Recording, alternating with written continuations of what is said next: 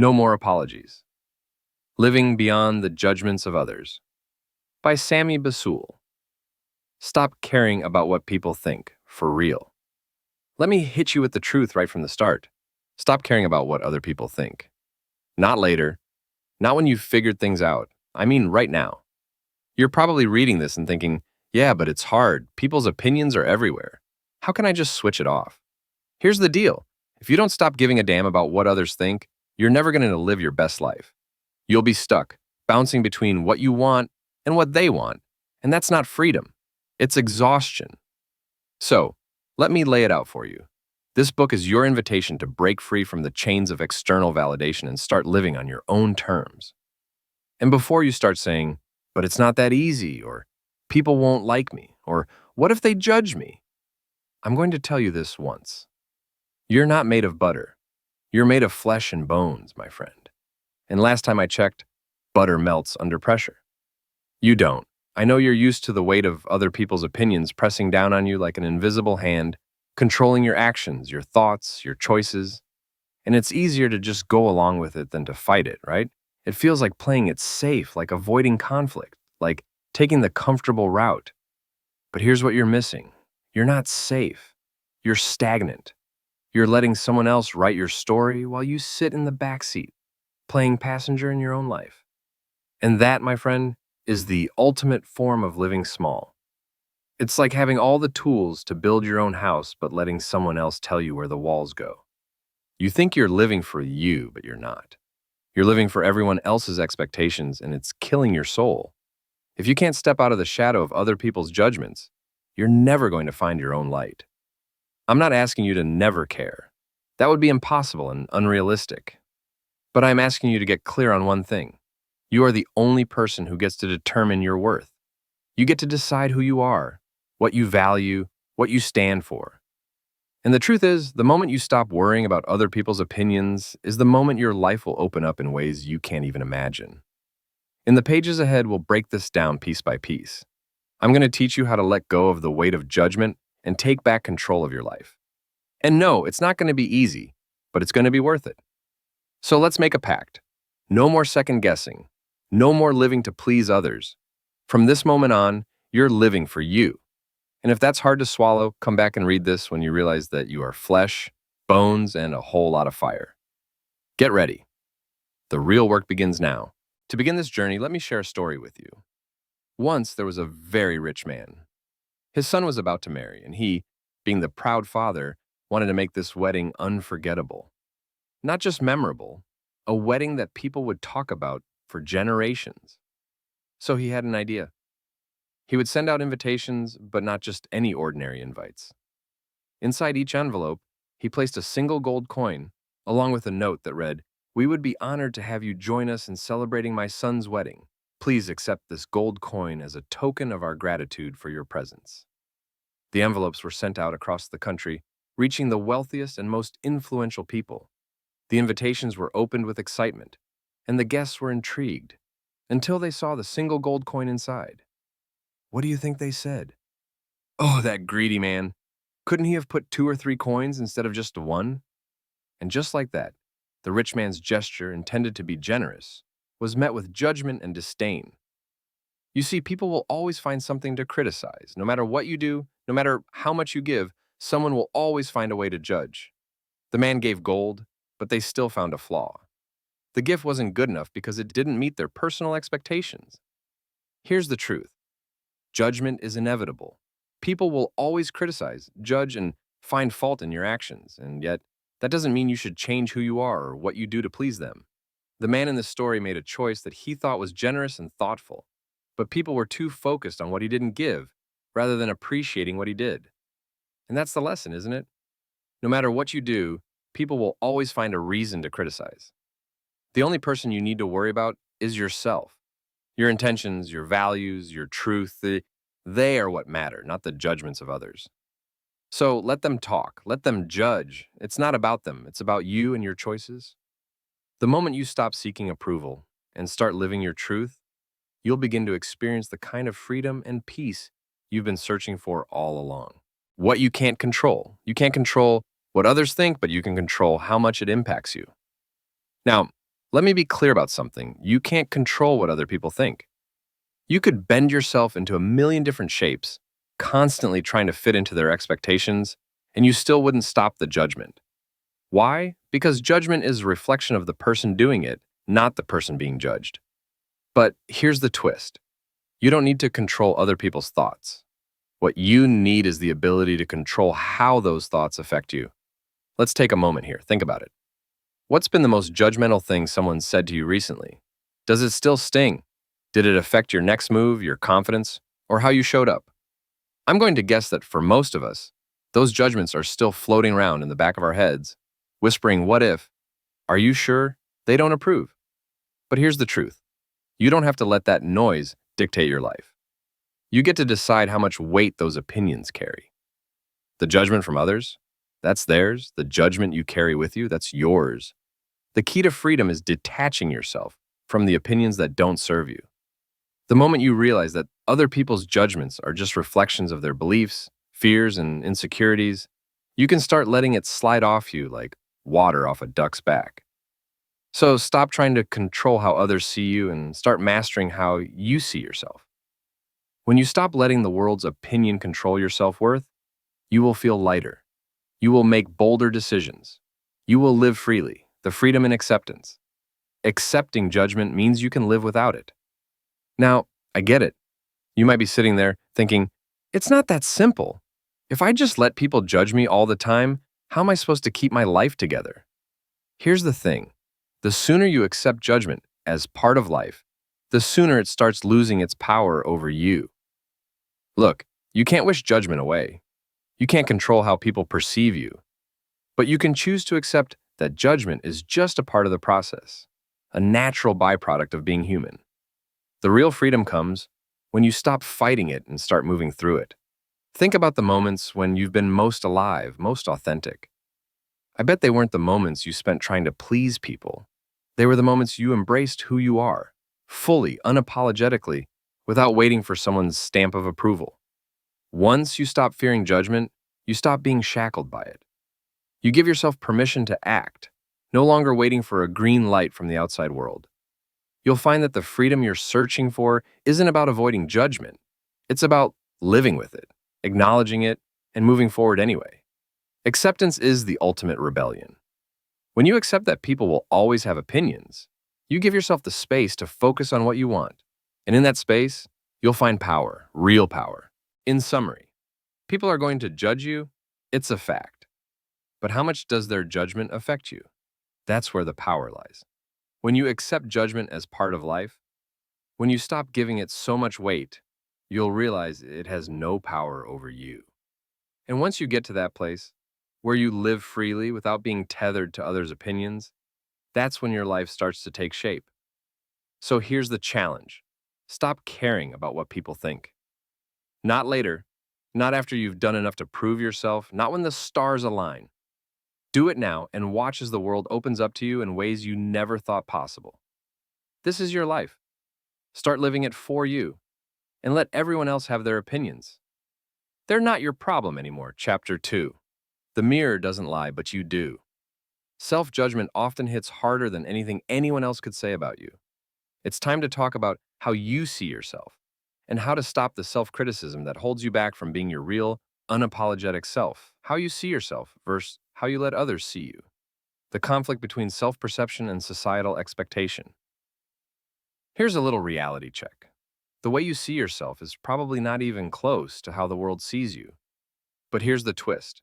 You're probably spending most of your energy trying to get the world to see you the way you see yourself. Or worse, the way you think the world wants to see you. Let me break it down. You know that version of yourself you've created in your head? The one you constantly measure up against? The person who's got it all together.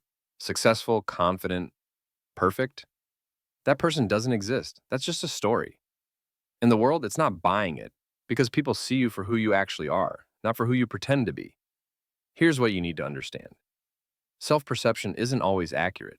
It's influenced by your fears, insecurities, and the judgments you've internalized over time. You've been taught to see yourself through a filter, one that's shaped by social media, media portrayals, family expectations, and society's impossible standards. But what you see in that mirror is not the truth. It's just a version you've been conditioned to believe. The real question is, why are you still letting those external expectations shape how you see yourself? The only person whose opinion about you matters is yours. If you're constantly trying to fit into someone else's mold, you'll never feel comfortable in your own skin. It's time to step away from that mirror and see yourself for who you really are. The trap of perfectionism. How trying to meet impossible standards keeps you from being authentic perfectionism. It's a sneaky little monster. It doesn't show up with a loud, obvious voice. Instead, it whispers things like, "You're not good enough yet. You're almost there, just a little more effort, a little more work. If you could just get this right, then you'll finally be worthy." That's the lie. Perfectionism promises that once you're perfect, you'll be enough. But perfection is a moving target, and it's always just out of reach. So you chase it. You chase it until your identity becomes a laundry list of things you still need to fix, change, or improve. And all that chasing, it keeps you from living as your authentic self. Here's the truth. Trying to meet impossible standards, whether they're your own or someone else's, will destroy your sense of self. Perfectionism isn't about excellence, it's about control. It's about being so terrified of being judged or falling short that you become paralyzed by the need to do things perfectly, to be perfect, to project an image of success. But real success, it comes from showing up as your unpolished, imperfect, messy self and being okay with it. You don't need to be flawless to be loved, respected, or worthy. The world doesn't need perfect, you need real. When you embrace the fact that perfection isn't the goal, you can finally start living. How to rebuild your own image. Letting go of the image you think you should project and embracing the one you already have. Let's be real. The image you think you should project is a lie you've been fed by everyone around you. It's the perfect version of you that other people would like to see. Successful, happy, polished, neat. But here's the catch. That image isn't you. It's a version of you that's been created by societal standards, your family's expectations, and the judgment of people you don't even know. Here's the freedom in that. You don't have to project an image anymore. You get to embrace the one you already have, the messy, raw, imperfect, real you. And guess what? That version of you, that's where your true power lies. So, how do you rebuild that image? Start by being honest with yourself.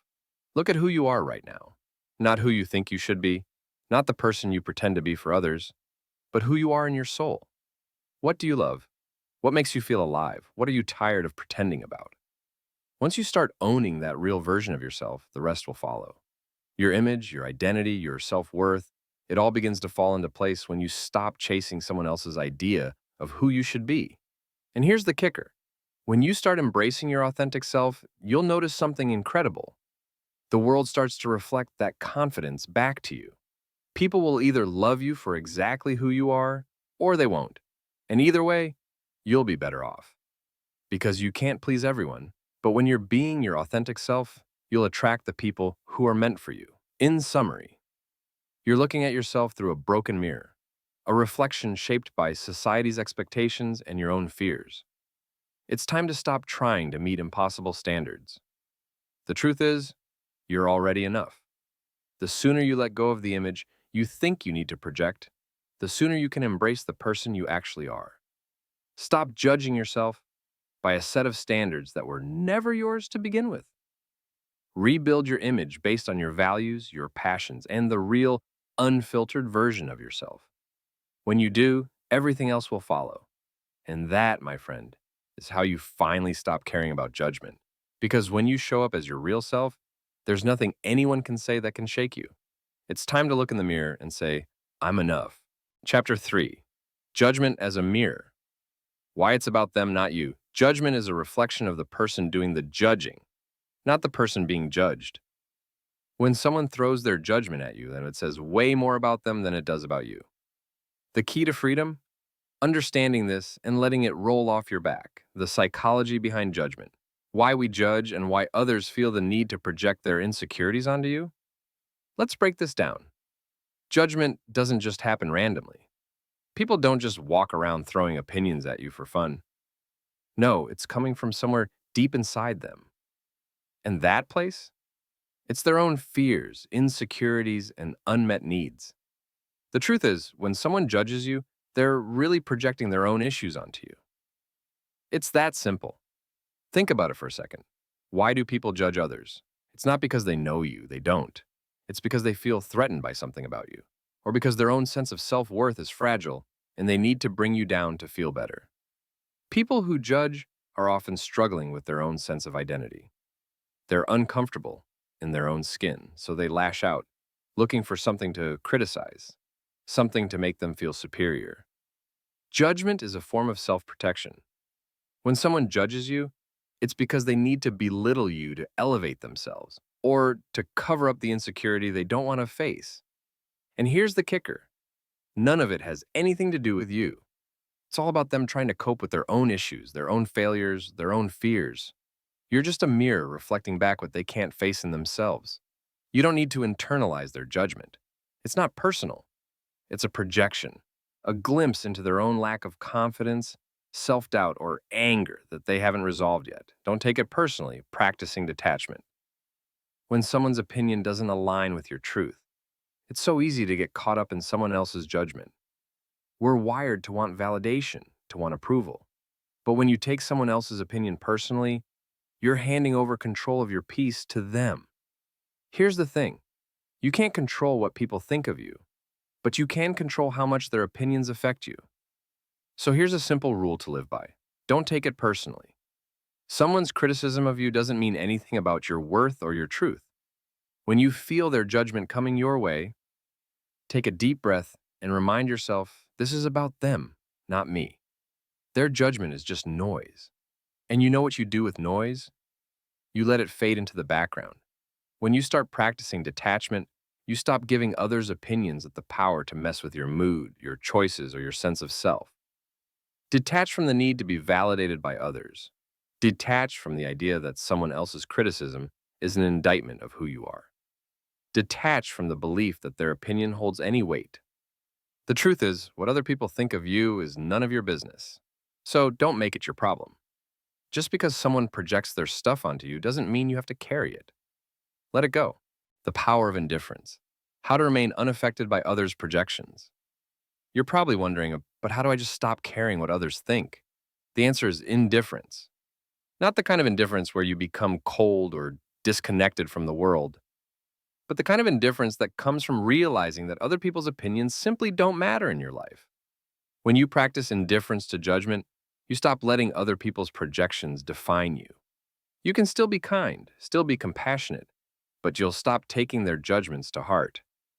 Instead, you'll see them for what they are, a reflection of the other person's issues, not yours. Imagine walking through life with a shield of indifference. People's opinions hit you, but they don't stick.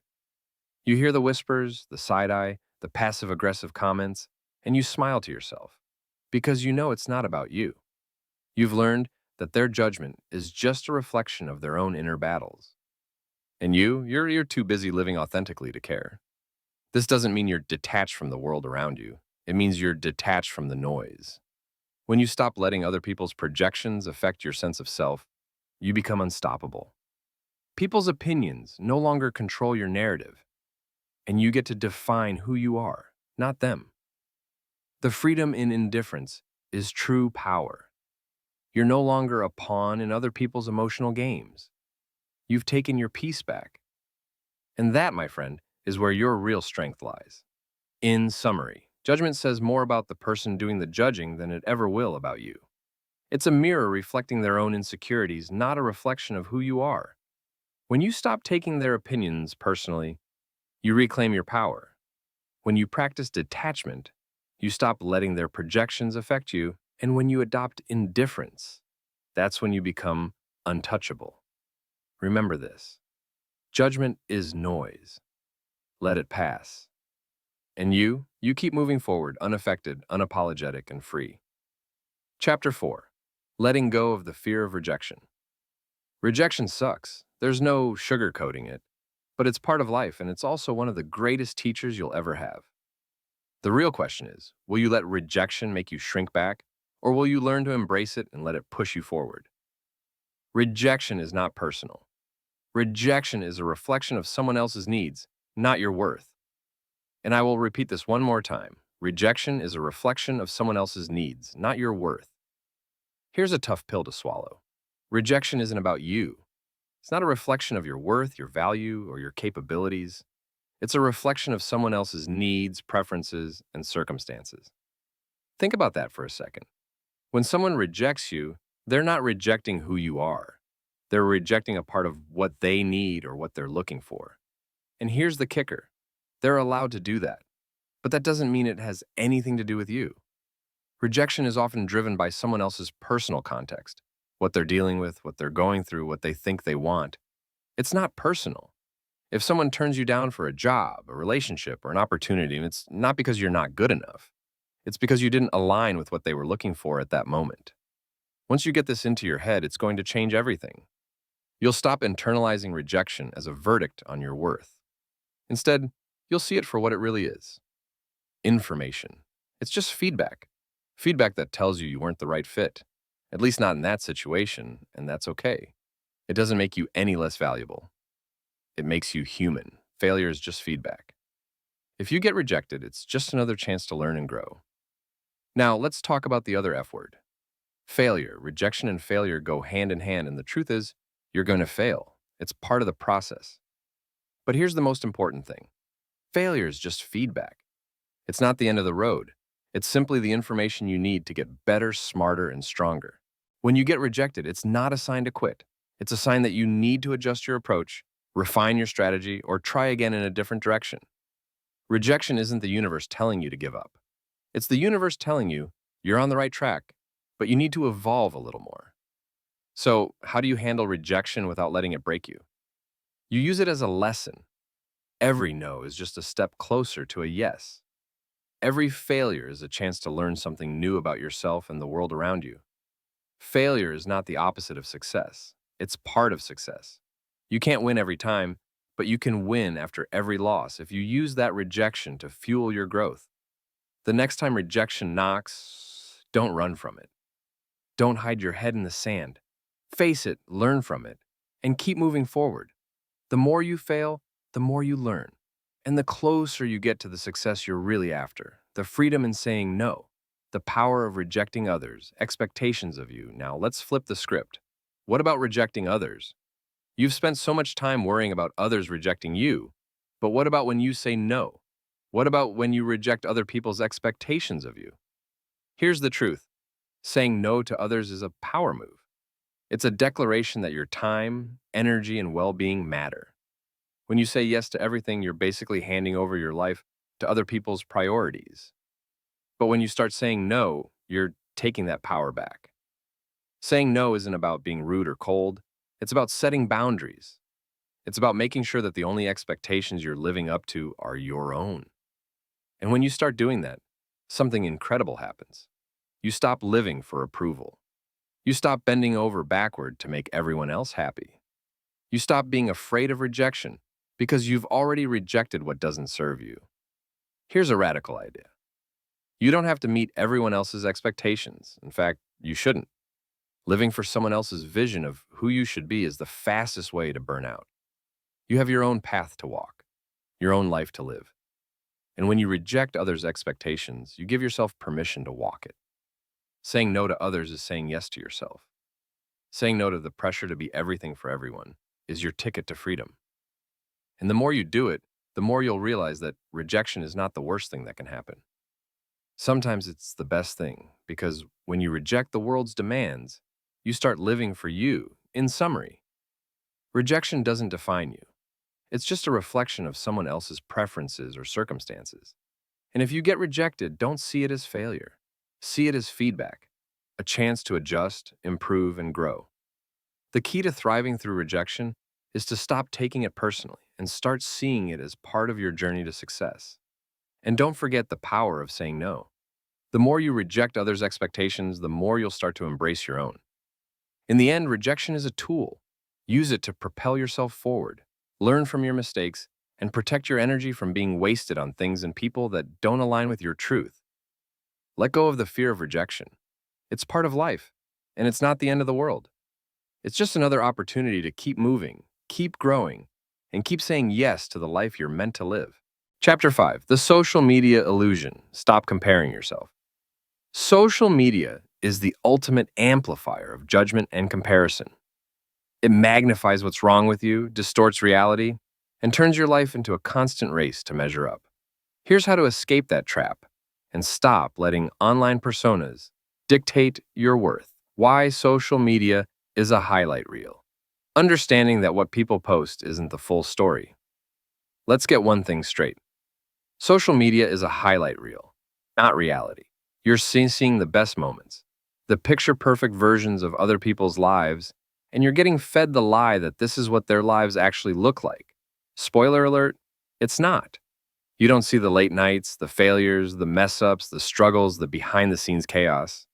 What you see is a curated, filtered, and often exaggerated version of reality.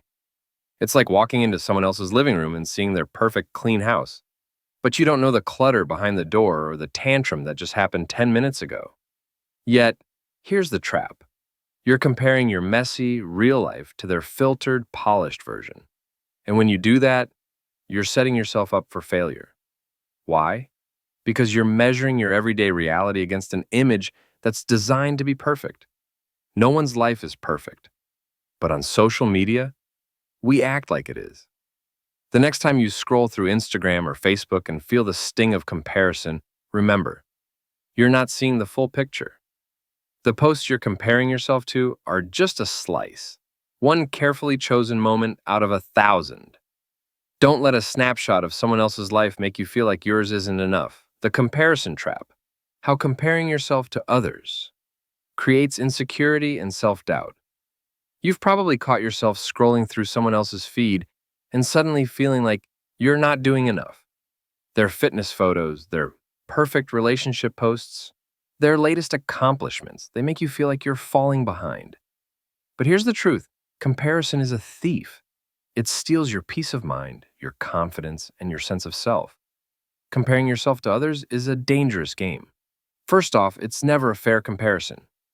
You're comparing your whole life, your struggles, your mistakes, your unfinished journey to someone else's highlight reel. You're not seeing their behind-the-scenes moments, the bad days, the struggles, the imperfections. You're only seeing the good stuff they want you to see. And guess what? It's not just unfair, it's damaging. When you start comparing yourself to others, you invite self-doubt into your life. You begin to question your own worth, your progress, your potential. You start wondering why you're not as far along as they are, why your life doesn't look as polished or perfect as theirs. But here's the thing, none of that matters. You are on your own path. Your journey is unique, and so is your timeline. Just because someone else is thriving doesn't mean you're failing. Stop measuring your worth based on the distance someone else has traveled. You don't know their struggles. You only see the destination they've chosen to share. So here's your new rule. Stop comparing. Instead, focus on your own growth, your own evolution. Celebrate your own wins, no matter how small they seem. Your life is enough, and it's beautiful in its imperfection. How to break free from the digital judgment. Strategies for reclaiming your life from social media pressures. Okay, we all know social media isn't going anywhere, but you don't have to let it control you. The first step is realizing that social media is not the reality. Once you see that, you can stop living in the comparison trap and start reclaiming your peace. Here's how you can break free from the digital judgment and stop letting social media dictate your worth. Limit your exposure. It's easy to mindlessly scroll through your feeds, but you have to start being intentional. Set boundaries around when and how long you spend on social media. That extra 30 minutes in the morning or night, use it for something that actually nourishes you, not drains your energy. Unfollow accounts that don't serve you. If someone's feed makes you feel less than, or if their posts cause you to question your worth, unfollow them. You're allowed to curate your digital space just like you curate your physical space. If someone's posts make you feel bad about yourself, it's time to remove them from your feed. Remember the 80-20 rule.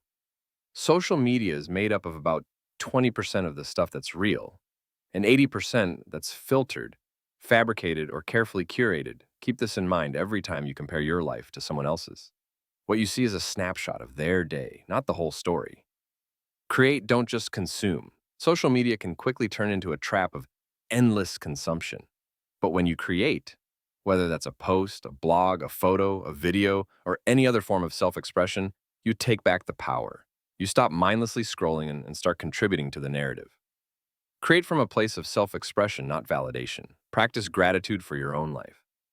Instead of focusing on what others have, start focusing on what you've got. Start a daily gratitude practice where you reflect on the things you love about your life, even if they seem small. Your life is enough. The more you appreciate what you have, the less you'll feel the need to compare. Be intentional about who you follow. Follow accounts that uplift you, inspire you, or challenge you to grow in positive ways. Surround yourself with people who celebrate authenticity, honesty, and vulnerability. Fill your feed with things that add value to your life, not things that make you feel inadequate. In summary, social media will always be there, but it doesn't have to rule your life. When you stop comparing yourself to other people's highlight reels, you free yourself from the burden of judgment and insecurity. Limit your exposure, unfollow negativity, and celebrate your own journey. It's time to stop letting social media define your worth.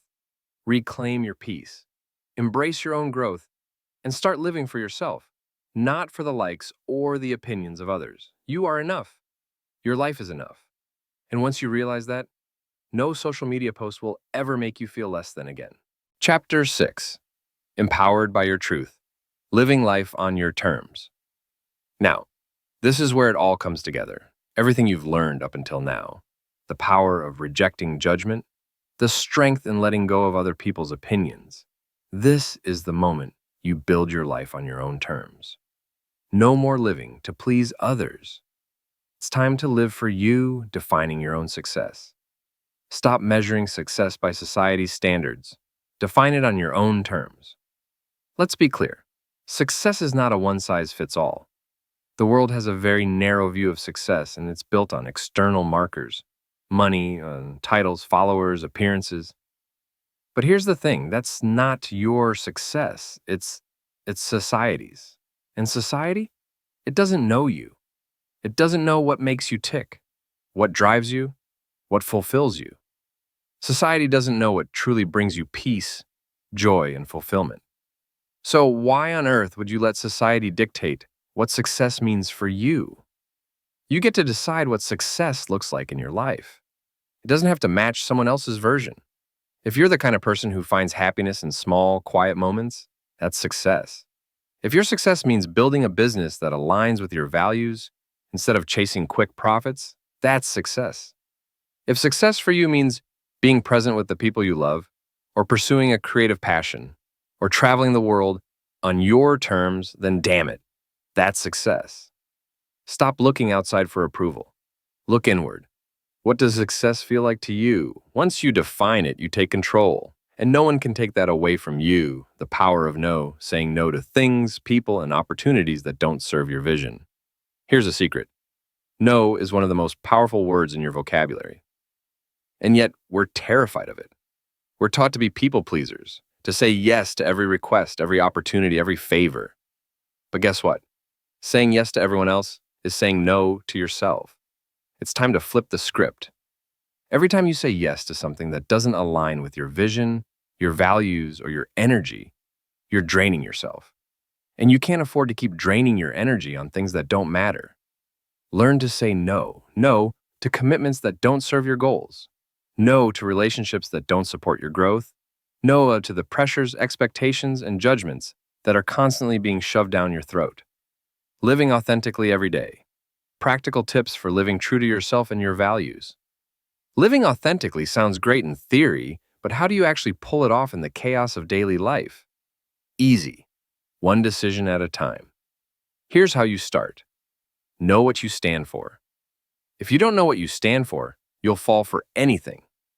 Take time to figure out your values, your principles, and what matters most to you. If you don't have that foundation, it's easy to get lost in the noise of everyone else's opinions.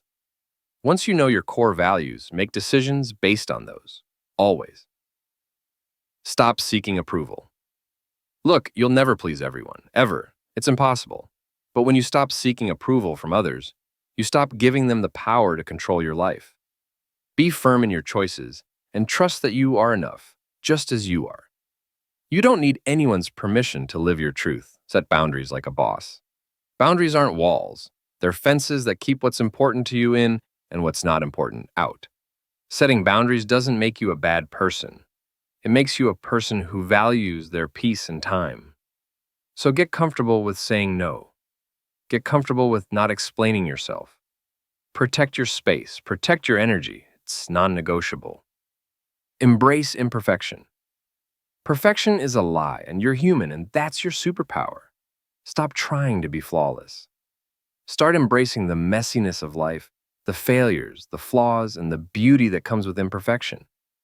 You don't have to be perfect to be authentic. You just have to be real. Surround yourself with people who get it. The people you spend your time with will either fuel your growth or hold you back. Surround yourself with people who inspire you, who support your journey, who don't make you feel like you need to change to fit in. Your energy is precious. Don't waste it on people who don't have your back. Practice radical self-acceptance. Stop critiquing yourself all the time. Accept who you are, even in your flaws. The more you accept yourself, the more you'll naturally align with your truth. You are enough. Say that out loud every damn day. The more you believe it, the easier it is to live authentically. Chapter 7.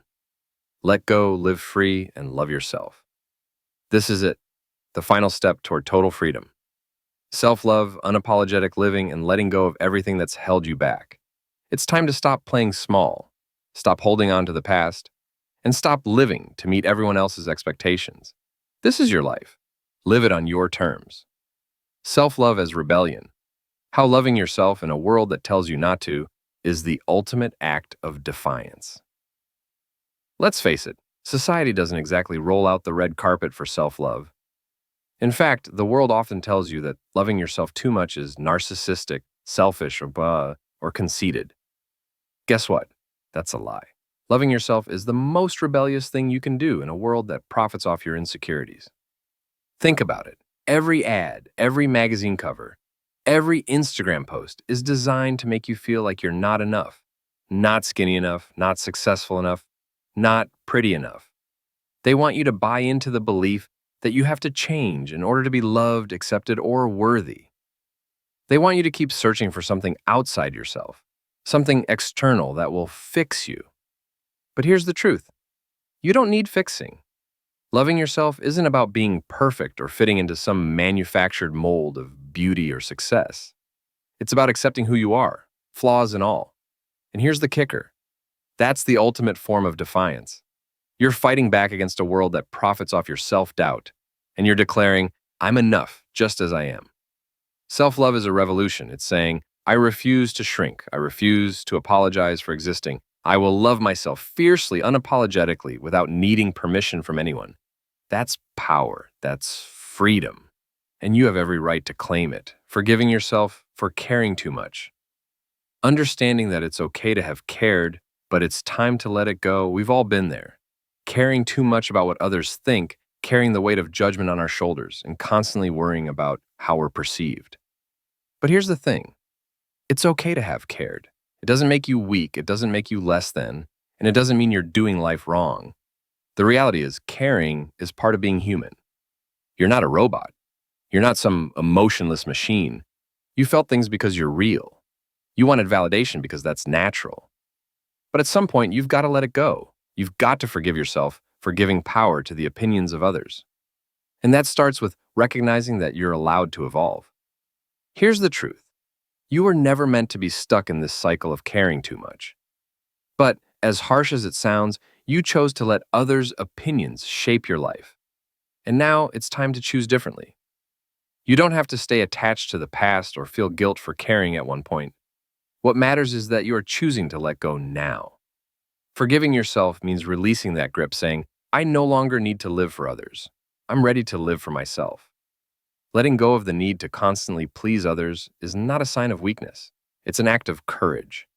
The sooner you forgive yourself for caring too much, the sooner you can step into a version of yourself that is free. Free from the weight of other people's opinions, free from the need to seek approval, the joy of living unapologetically. How life changes when you stop caring about others' opinions and focus on your own happiness. This is where the magic happens. When you stop apologizing for who you are, everything changes. I'm talking about the kind of freedom where you wake up every day knowing that your life belongs to you and you have nothing to prove to anyone. You stop dimming your light to make others feel comfortable, and you stop second guessing your choices based on the opinions of people who don't even matter in the long run. Here's the thing. Your happiness is yours to create. It doesn't depend on anyone else's validation. It doesn't depend on how many followers you have or whether or not you're meeting other people's expectations. Once you stop caring about what others think, you give yourself permission to live life fully, unapologetically. Think about it. How many times have you held back from doing something you truly wanted because you were afraid of judgment? Maybe you didn't speak your mind, or didn't chase your dreams, or didn't express your true self because you were worried about what people would think. But when you stop caring about their opinions, that's when you finally get to live freely. Living unapologetically is about saying, "This is who I am, take it or leave it." It's about doing what feels right for you, not what feels right for everyone else. It's about choosing joy over conformity, peace over people-pleasing, and authenticity over pretending. The real joy of life comes when you finally realize that the only person you have to answer to is yourself. The more you stop caring about others' opinions, the more you get to focus on your own happiness. You get to define success, define love, and define joy on your own terms. In summary, you've learned that self-love is revolutionary. You've forgiven yourself for caring too much, and you've begun the process of letting go. You've embraced the fact that your life is yours to live, and the opinions of others hold no power over you. Now, it's time to live unapologetically. Own your truth, embrace your imperfections, and stop making excuses for who you are.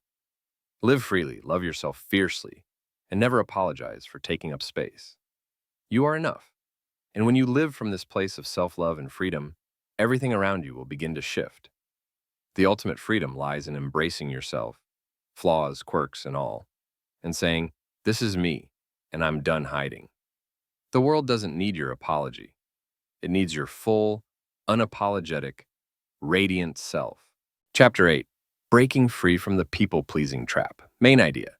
You've been stuck in the cycle of people-pleasing for too long, living for everyone else's approval. But here's the thing. When you start choosing yourself, when you stop bending over backwards to please others, you take back your power. This is your life, and it's time you started living it for you. The people-pleaser syndrome. What it is, how it starts, and why it keeps you trapped in a cycle of seeking approval. People-pleasing isn't just about trying to make everyone happy. It's a deeper, more insidious trap. It's the belief that your worth is directly tied to the approval of others. And here's the cold truth. That's a lie. You are not defined by how much you can give to others or how much you can sacrifice for their happiness. But that's exactly what people-pleasing does. It makes you believe that your value comes from being what others want you to be. It starts in small ways. Maybe you're a kid trying to make your parents proud, or a teenager trying to fit in with the cool crowd. The seeds are planted early. Be what others want you to be, and you'll be loved. But here's the problem. It doesn't work. The more you try to meet everyone's expectations, the more you lose yourself in the process. And the longer you stay in this cycle, the more you forget that your needs matter too. People-pleasing is rooted in the fear that if you don't say yes, or if you don't conform, you won't be accepted. The problem is, this need for external validation doesn't just disappear. The more you feed it, the more it grows, and the less you start to live for yourself. But it doesn't have to be this way. You can choose differently, how saying no makes you stronger, the art of saying no without guilt, and why it's a form of self-respect. Here's the thing. Saying no isn't selfish. It's self-respect. Every time you say yes to something or someone that doesn't align with your values or your needs, you're saying no to yourself. You're letting someone else dictate your time, your energy, and your life. And I know this is hard. It feels like you're letting people down. But guess what? You're not here to please everyone. In fact, saying no is a sign of strength. It's a declaration that you have boundaries. You have a life to live, and that life is yours to control. When you say no, you're not rejecting the person or the opportunity. You're simply protecting your energy. You're choosing you over the demands of others.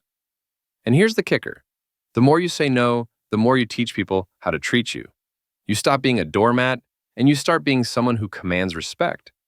Let's be real. We're all scared of disappointing people. But here's what you need to understand. You're not here to be a people pleaser. You're here to be true to yourself. And that means you have to learn how to say no without the guilt. How to break the people pleasing habit. Steps to reframe.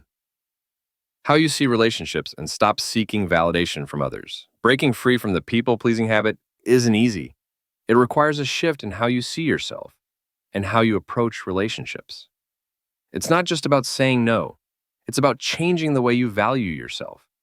You are not here to meet everyone's needs at the expense of your own. You're here to create a life that's authentic to who you are.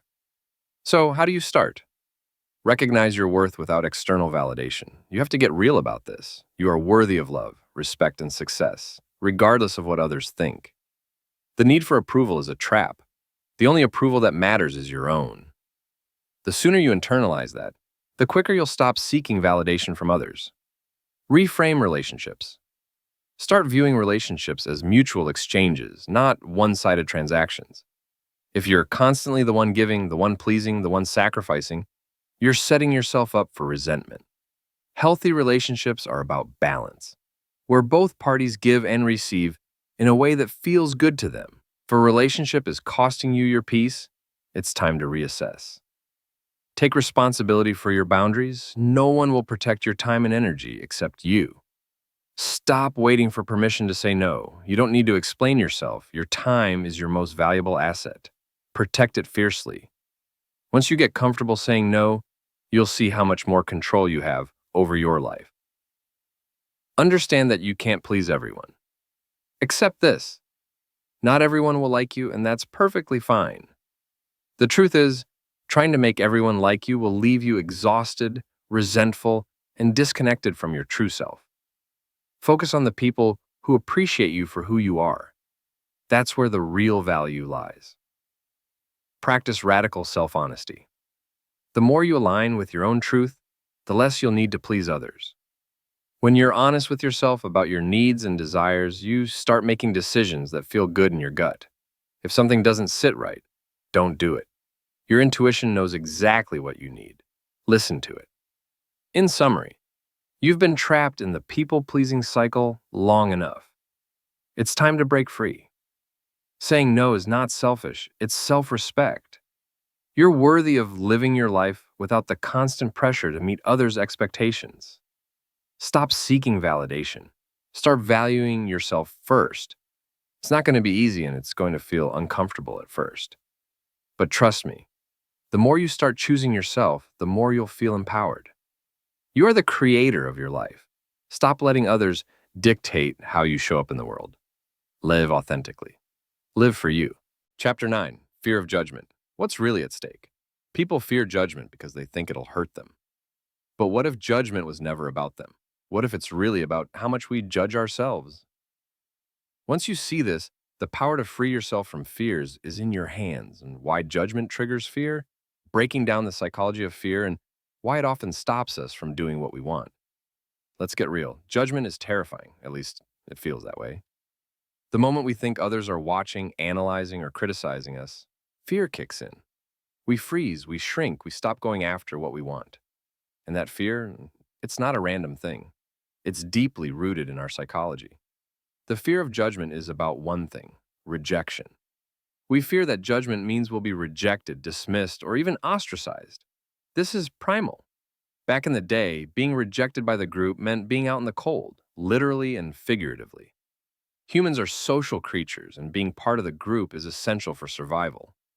So it makes sense that we fear judgment, because on some level, we're wired to think it will cost us our place in the group. But here's where it gets interesting. That fear is often exaggerated. Judgment doesn't always lead to rejection. In fact, most of the time, the fear we feel is based on our own assumptions about what people think. We project our insecurities onto others, expecting them to judge us just as harshly as we judge ourselves.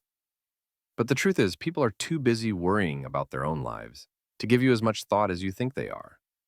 You've got to stop believing that other people's judgments are life or death situations. The more you let judgment paralyze you, the more you let it control you. Fear of judgment isn't a reflection of other people's opinions. It's a reflection of your own self-doubt, the myth of perfection. Understanding that you don't have to be perfect to be loved, respected, or valued. Perfectionism is a trap. Plain and simple. And yet, we've all fallen for it, believing that if we just do things perfectly, we'll avoid judgment. We'll finally be accepted. But here's the bitter truth. Perfection doesn't exist, and striving for it only sets you up for frustration, burnout, and ironically, more judgment, most of which comes from within. Let me be blunt. You do not need to be perfect to be loved, respected, or valued. The people who truly love and respect you do so because of who you are at your core, not because you have every aspect of your life neatly packaged into a pretty little box. Perfectionism is rooted in fear. Fear that without being perfect, we'll be rejected. But the reality is, people value authenticity over flawlessness. They connect with your vulnerability, your honesty, your mistakes, your growth. Think about the people you admire. Do they seem perfect? No, they've got flaws. But what makes them valuable is their courage to be imperfect, their willingness to show up as they are. Perfectionism isn't the path to love or respect, it's the road to self-imprisonment. When you free yourself from the need to be perfect, you'll find that people are drawn to your authenticity, not your facade. The freedom in facing fear. How confronting the fear of judgment will ultimately set you free to live authentically. Here's the thing about fear. It has no power over you unless you let it. The fear of judgment will keep you stuck, always second-guessing yourself, always worried about what others think. But when you finally decide to face that fear head-on, you break its hold over your life. Confronting your fear of judgment isn't just about taking risks. It's about realizing that the judgment of others does not define you. So what if someone doesn't approve of you? So what if they don't get your choices, your path, or your truth? Their judgment doesn't change your worth. Here's the freedom you'll discover. The more you stop caring about judgment, the more freedom you get to experience. You'll stop living in constant self-censorship, always editing yourself for the approval of others. Instead, you'll start living from a place of authenticity, where your worth isn't determined by someone else's opinion. When you face your fear of judgment, you stop asking for permission. You stop shrinking yourself to fit into someone else's idea of what you should be. You begin to live for yourself, not for others. And that, my friend, is real freedom. In summary, fear of judgment doesn't come from the outside. It comes from within. It's your own self-doubt projected onto the world. Perfectionism is a myth, and you don't need to be perfect to be valued. When you face the fear of judgment, you reclaim your freedom. You start living authentically, free from the weight of others' opinions. Stop letting fear dictate your life. Choose to live for yourself, not for others' approval. The world will always have opinions, but your self-worth, that's in your hands. And once you start embracing your authenticity, nothing will hold you back from living the life you were meant to live. Chapter 10. Taking ownership of your decisions. No one else can do it for you. You've been waiting for someone to give you the green light. You've been looking for validation, approval, or permission to move forward. Stop. Your life is yours to design. No one can make decisions for you, and no one can own your choices but you. It's time to take full ownership of your decisions and stop letting others' opinions hold you back. Why? People seek permission. Unpacking the habit of seeking others' approval before making decisions. Here's the truth. We're conditioned to seek permission. From a young age, we're taught to ask for approval, to get the thumbs up from our parents, teachers, or peers. We're told what's acceptable and what's not, what's right and what's wrong. So it's no wonder that as adults, we keep looking outside of ourselves for confirmation before we act. You might not even realize it, but you've been asking for permission your whole life. Whether it's deciding what career path to take, what relationship to invest in, or even how to dress, we've been taught that the right decision is one that's approved by someone else. But here's the harsh reality. Seeking permission is a trap. It keeps you stuck in a cycle of inaction and self-doubt. Every time you ask someone for approval, you give away your power. You hand over your autonomy to someone else, waiting for them to give you the okay to do what you already know you should do. It's time to break that habit. It's time to stop waiting for someone else's permission to live your life. You don't need anyone's approval to make your own decisions. Taking bold action. How to trust yourself enough to make decisions without looking for validation. Here's the kicker. You already have everything you need to make great decisions. All the validation, all the approval you're looking for, it's already inside of you. The real problem is that you don't trust yourself enough to take action without looking for others to back you up. It's time to change that. Trust yourself. Trust that you're capable of making decisions that serve your highest good. When you stop looking for outside validation, you open the door to your own power. You become the one who gets to decide what's best for you. The next time you face a big decision, whether it's career-related, personal, or financial, stop and ask yourself, what do I want? Not what your parents want, not what society expects, not what your friends would do. What do you want? Trust that inner voice, that gut feeling. It knows the way. Here's a secret. Bold action isn't about making perfect decisions. It's about making decisions and committing to them. You don't need all the answers right now. You just need the courage to move forward and trust that you'll figure it out as you go. Decisions are stepping stones. With every step, you gain more clarity. But you can't get that clarity if you're stuck in indecision or waiting for permission. Living with the consequences.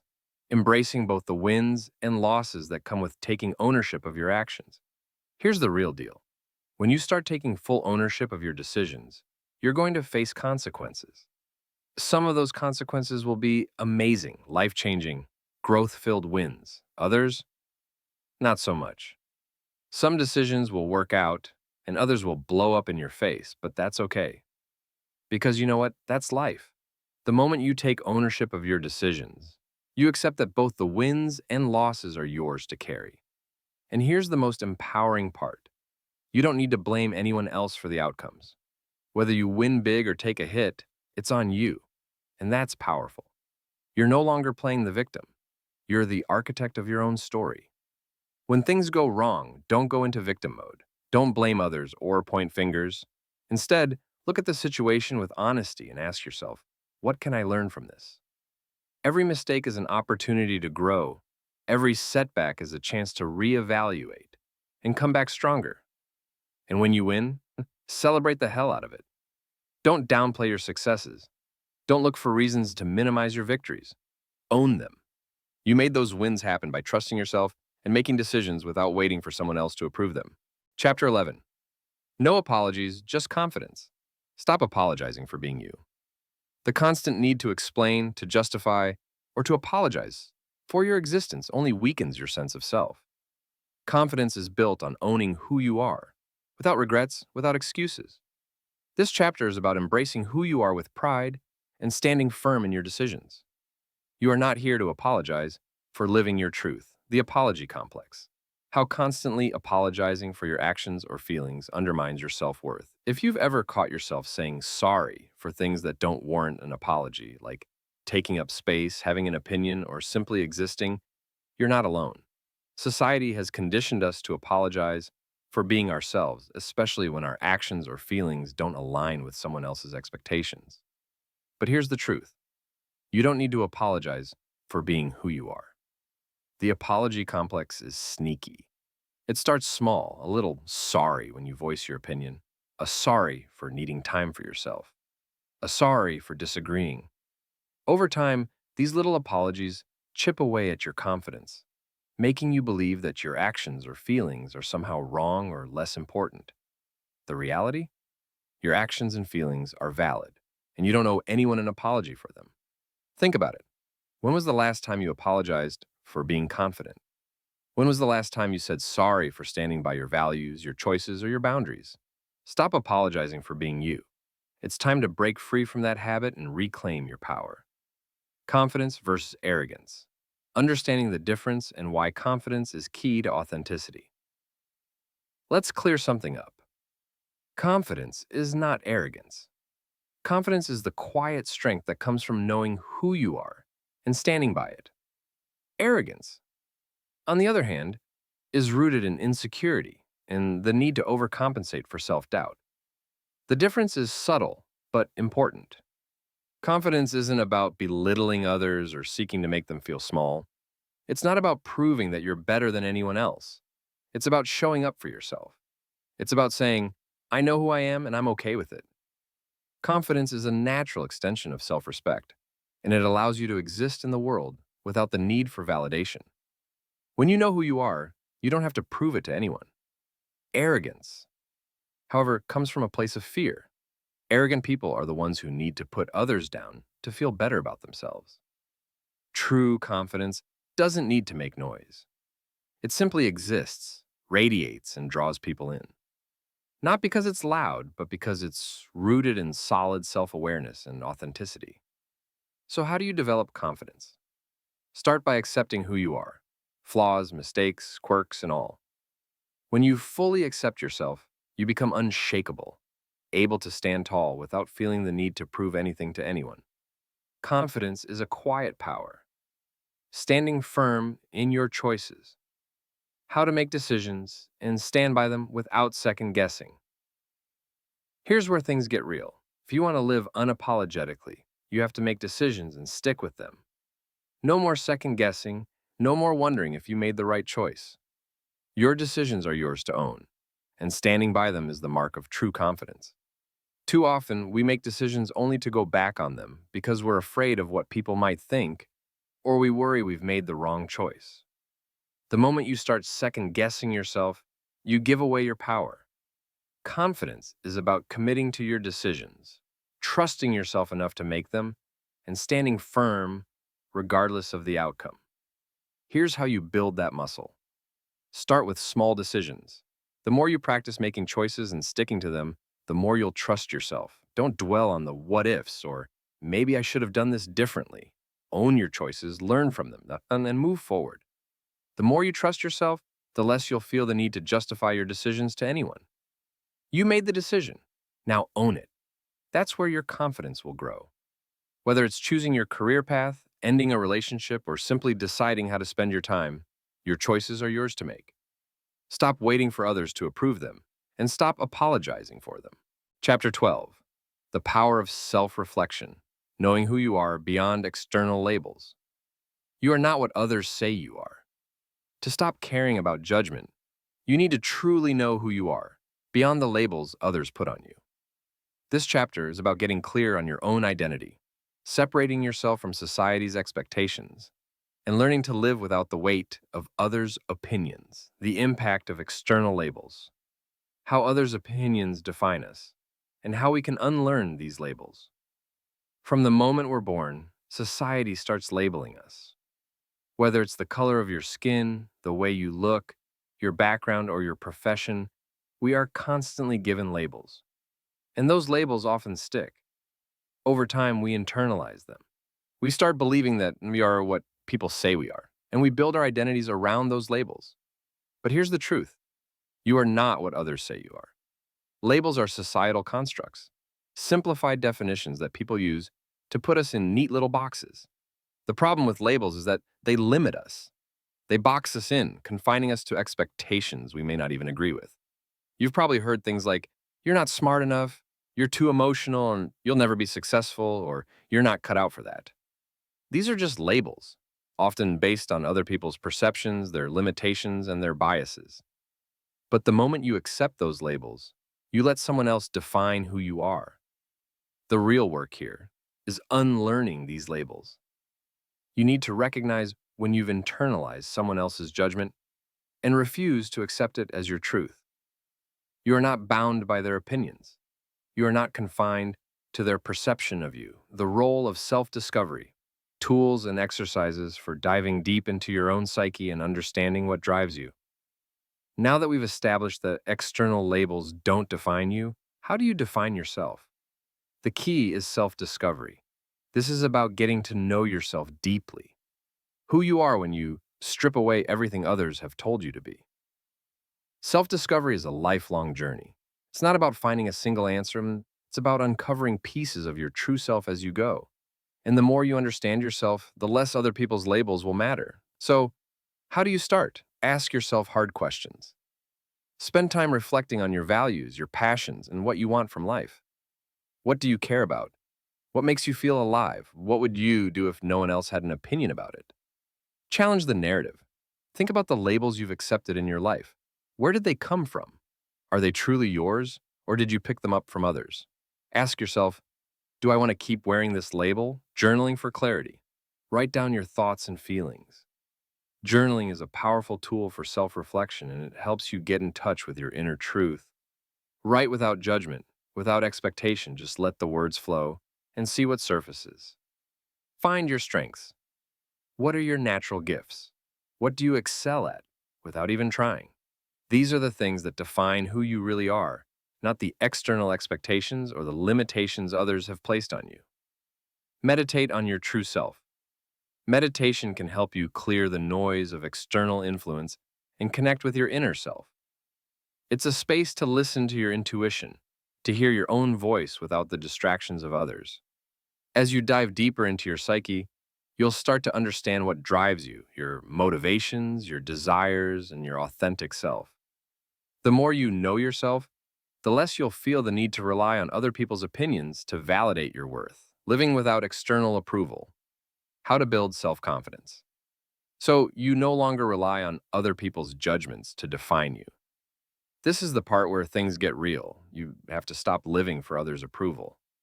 The truth is, living for other people's validation is an exhausting and fruitless way to live. You'll never make everyone happy, and you'll always feel like you're falling short. But when you live for yourself, when you stand in your own truth and own your choices, you free yourself from the constant need for approval. Chapter 13. Rewriting your story. The power of narrative. You are the author of your own life. The stories you've been telling yourself have shaped who you are. But guess what? You have the power to rewrite those stories, starting today. The story you tell yourself is the most powerful narrative of all, and it's time to shift the focus away from judgment and onto your own strengths, resilience, and possibilities, the stories we tell ourselves. How our inner narratives shape our behavior and self-worth. We all have stories we've been telling ourselves for years, stories about who we are, what we're capable of, and where we fit into the world. These stories are powerful, whether we realize it or not.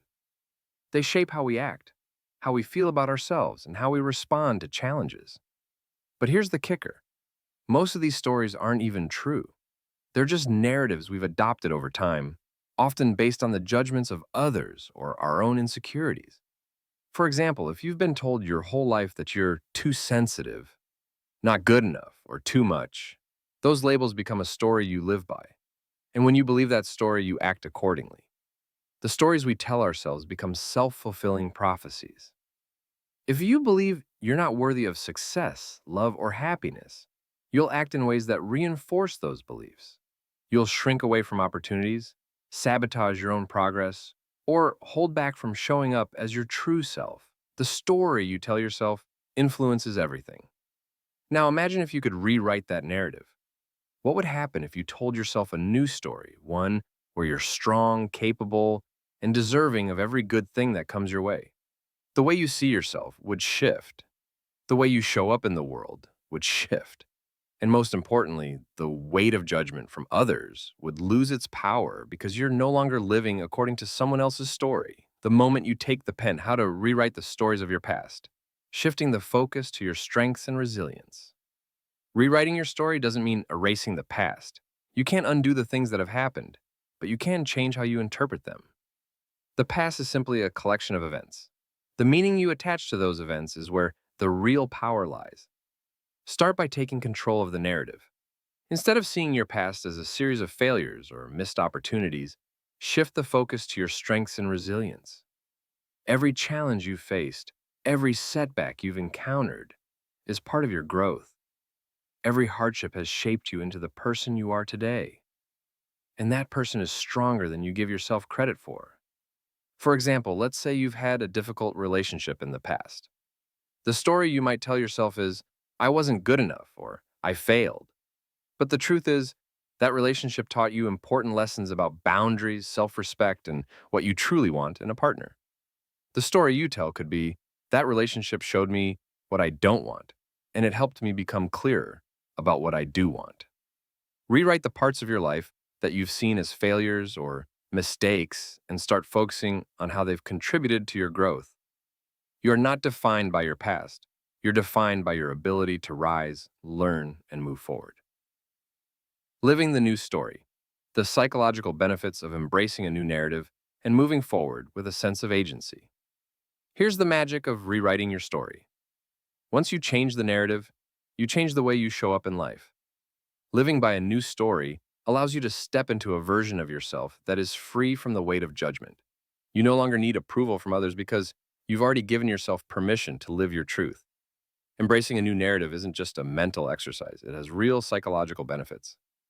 When you begin to tell yourself a story of empowerment instead of limitation, your brain starts to believe it. You'll start seeing opportunities where you once saw obstacles. You'll begin taking risks you never thought you could take. You'll trust yourself more, and your self-worth will no longer depend on others' judgments or approval. When you rewrite your story, you gain a sense of agency, the understanding that you are in control of your life. No one else's opinion matters as much as your own. Your story is yours to create, to shape, and to live out on your own terms. The benefits of living your new story go beyond just feeling good about yourself. You'll experience greater resilience, deeper self-compassion, and a sense of freedom from the limitations you once believed were true. And the more you live this new narrative, the more you will inspire others to do the same. Chapter 14. Healthy Detachment. How to let go of what doesn't serve you. Emotional detachment isn't about being cold, indifferent, or detached from life. It's about freeing yourself from the things, people, and ideas that no longer serve your growth. Healthy detachment allows you to create emotional space, allowing you to move forward with more clarity, peace, and strength. This chapter will teach you how to embrace detachment as a tool for growth, not a barrier to connection. Attachment to approval. Understanding how seeking external validation harms your mental health and peace of mind. If there's one thing that holds most people back, it's their need for external validation. We crave approval from others, whether it's from family, friends, colleagues, or even strangers on social media. We believe that if people accept us, applaud us, or recognize our worth, we'll finally feel good about ourselves. But here's the hard truth. Seeking approval from others is a trap. Constantly looking for validation outside yourself keeps you in a state of dependency. You give away your power to others, making your self-worth contingent on their opinions. This constant need for approval harms your mental health because it means you're always living in fear. Fear of rejection, fear of judgment, and fear of not measuring up. The result? Stress, anxiety, and a fragile sense of self-worth. Here's the secret. You don't need anyone's approval to be enough. Approval, while nice, is not the key to your happiness or peace of mind. You are enough just as you are, without anyone's validation. Releasing your attachment to approval isn't about being indifferent to others. It's about recognizing that your value is intrinsic, not dependent on someone else's opinion of you. Detachment as freedom. Learning the art of letting go without guilt or fear. Let's get this straight. Detachment doesn't mean being cold or indifferent. It means releasing your emotional hold on things, people, and ideas that no longer serve your growth. The art of detachment is about letting go of the emotional weight that keeps you stuck. Whether it's a toxic relationship, an outdated belief, or a past mistake. The power of detachment is that it gives you freedom. When you're emotionally attached to something that's not aligned with your best self, you're not truly free. You're tied down, and it's like walking through life with a chain around your ankle. Letting go of what no longer serves you frees you from that weight, and you suddenly have the space to evolve, to grow, and to move forward with intention. But here's where people get stuck. They often confuse detachment with guilt or fear.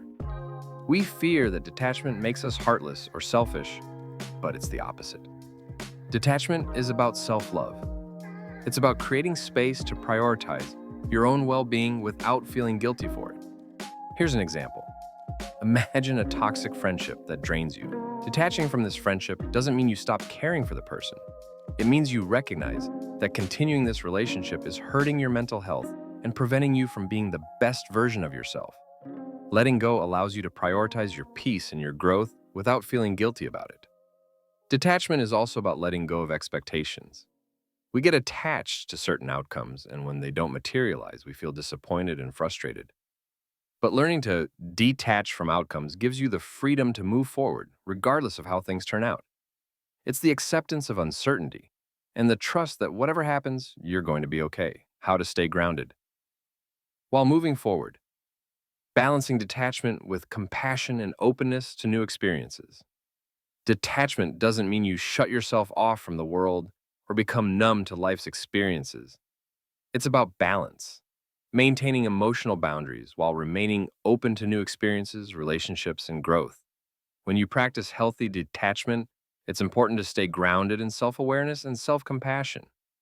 Here's how you do it: establish healthy boundaries. Detachment starts with boundaries. Learn to say no to things that drain you or people who don't respect your space. Boundaries are the foundation of detachment. They allow you to preserve your energy and focus on what truly matters. Be compassionate. Detachment doesn't mean you stop caring. It means you care without becoming overly attached. Compassion is about showing love, empathy, and kindness without tying your happiness or sense of worth to the outcome. You can love someone without letting their behavior define you. Chapter 15: Living in alignment, making choices that reflect who you really are. To live authentically, every decision you make must reflect who you truly are, not who others want you to be. Alignment isn't just a buzzword, it's the practice of harmonizing your internal values with your external actions. This chapter will show you how to stop compromising and start living a life that reflects your true self, empowering you to make choices that feel right for you, regardless of what anyone else thinks. The power of integrity: how to stop compromising on your values to meet external expectations. Integrity is one of the most powerful forces you can harness in your life. Integrity is the alignment between your values and your actions, and it's the foundation of authenticity. When you compromise on your values, when you act in ways that don't match who you truly are, you rob yourself of your personal power and peace of mind. So, why do we do it? The pressure to meet external expectations is powerful. Society, family, friends, coworkers, they all have their ideas of what we should do, how we should act, and who we should be. We often find ourselves navigating life according to someone else's script, constantly seeking approval or validation from others. But here's the hard truth: living by someone else's rules will always leave you feeling empty. The moment you stop compromising on your values and start living according to your own truth, you'll feel more whole, more at peace, and more confident in your decisions. Integrity means making choices that reflect your core beliefs, even if it means stepping away from others' expectations. It's about saying no when something doesn't align with your truth and yes when it does. Your integrity is your compass, guiding you through life's decisions without compromise. Remember, you don't need anyone's permission to be true to yourself. The external world will never offer the peace and satisfaction you can give yourself when you live authentically, living aligned with your true self. How to make choices that reflect your real desires and aspirations, not those of others. When you live in alignment with your true self, decisions become clear. You no longer have to second guess yourself or wonder what others think, because your choices come from a place of deep internal truth. Start by getting clear on your own desires and aspirations. What do you really want? Not what society tells you should want. Not what your parents or friends expect you to want. What do you want for your life? What lights you up? Living aligned means that every choice, whether it's in your career, relationships, or day-to-day life, reflects who you are at your core. It's about asking yourself, does this choice align with my values and desires? If the answer is yes, move forward with confidence. If the answer is no, it's time to make a change. This process isn't always easy. It requires self-awareness and bravery.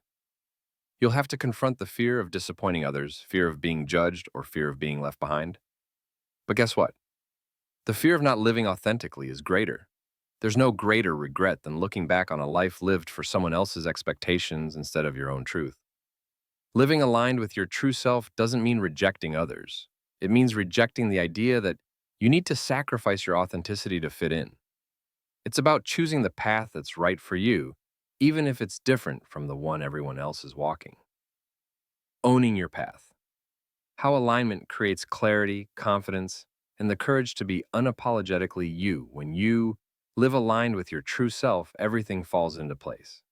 Alignment creates clarity because you're no longer distracted by conflicting desires, external pressures, or self doubt. You know exactly what's right for you, and you make decisions with confidence and purpose. The beauty of living in alignment is that you stop second guessing yourself. You stop looking for external approval because you already have your own. You stop seeking validation because your internal compass is all the validation you need. You start owning your choices, owning your path, and owning your life. And with this ownership comes confidence. Confidence isn't about pretending to have it all figured out. It's about trusting yourself, even when things get messy. It's about making decisions that feel right for you, even when others don't understand or approve. When you align with your true self, you gain the strength to stand tall in your decisions without apology. Living authentically requires courage, the courage to walk your own path, to say no to what doesn't serve you, and to say yes to what sets your soul on fire. When you align with who you really are, you give yourself the permission to be unapologetically you, no matter who's watching or what they think.